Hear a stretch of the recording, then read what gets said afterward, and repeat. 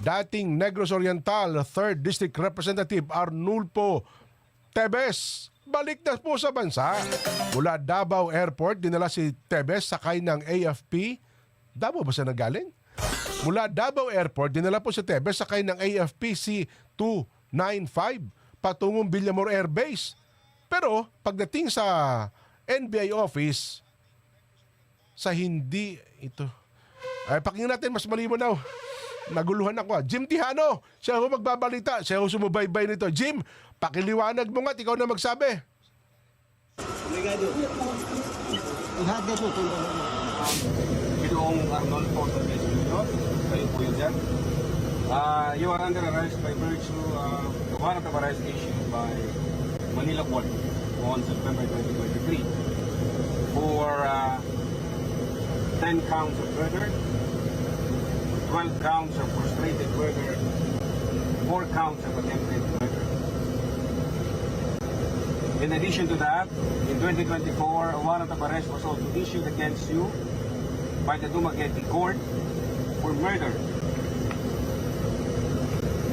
for illegal possession of explosives, for illegal possession of firearms, and for the Terrorism Financing Prevention and Suppression Act. Ginawa nila ako by force.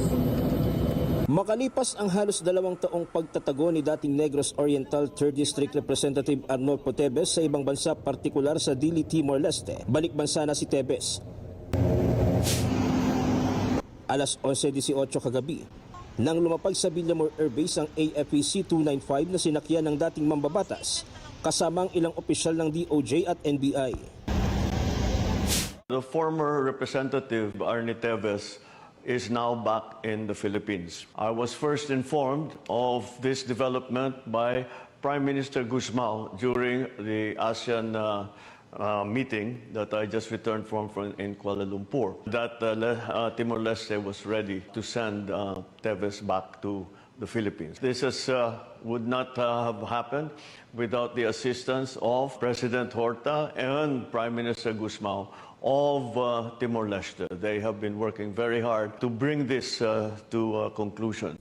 Una rito, Martes ng gabi nang maaresto sa Dili, Timor-Leste si Tebes ng Immigration Police.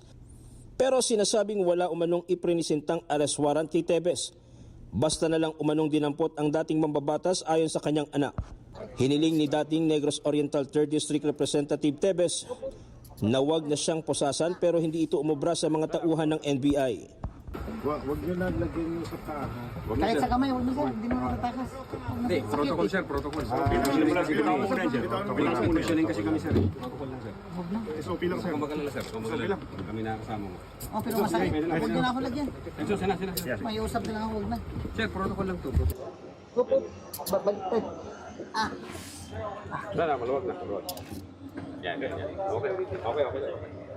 Lumapag sa Davao International Airport bandang alas 7:30 kagabi ang C-295 para mag-refuel bago bumiyahe patungong Maynila.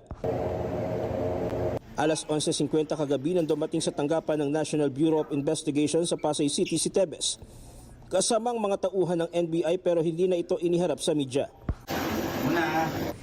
Pagdating sa NBI, agad siyang isinalang sa health check-up at booking procedure at mananatili sa kustodiya ng National Bureau of Investigation o NBI.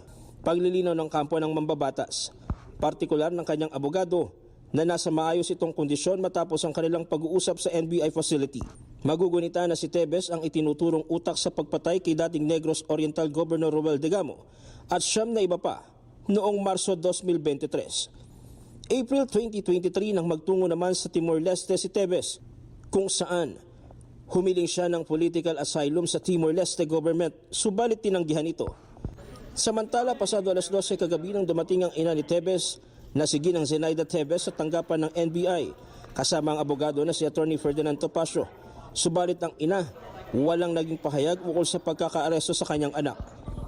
Samantala, anumang oras ngayong araw, nakatakdang i-turn over si Tebes sa maximum security compound sa New Bilibid Prison Building 14 sa Muntinlupa City. Jim Tihano, para sa 100% balita.